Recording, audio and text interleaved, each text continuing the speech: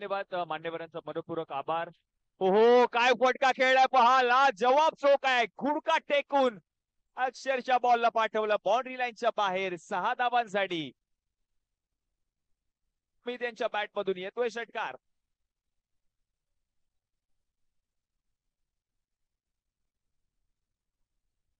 हो आणखीन एक बॉल, त्या बॉलवर देखील आक्रमण, बॉलला पाठवलंय 6 धावांसाठी. आणखीन एक षटकार.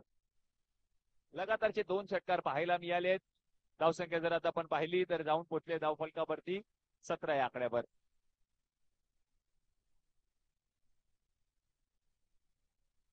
कारण इतकं चांगलं समालोचन आज आपल्याला पाहायला मिळालं, ऐकायला मिळालं, त्याबद्दल धन्यवाद. आणि पुन्हा एकदा सुमित इकडे फॉर्मला आहे.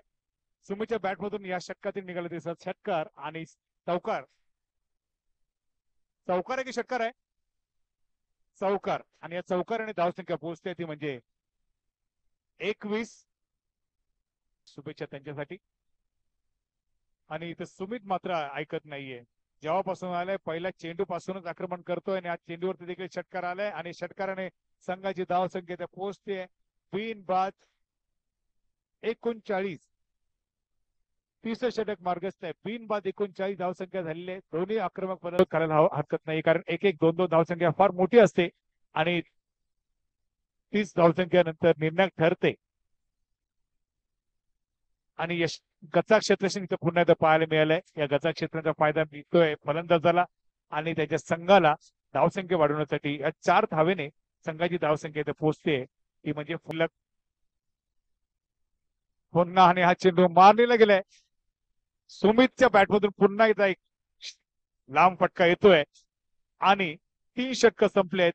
3 षटकाखेर धावसंख्या झाली आहे 53. 53 विदाउट लॉस. क्या बात आहे. सुंदर असं आपण होतं, म्हणजे ते खरं स्वतःहूनच एक पुढाकार घेतात. त्याबद्दल ट्रोलिंगचे पुन्हा एकदा आभार. या दरम्यान पुन्हा एकदा षटकार आलाय. सुमितला मात्र कसं रोखायचं हे मात्र गोलंदाजांना कळत नाहीये. सुमित ज्या त्यांना फलंदाजी करतोय, गोलंदाज निष्प्रभ ठरतोय त्या समोर. यस डीके, मी तुला म्हंटल होतं आणि किती झाले धावसंख्या? बॉल आतमध्ये आले.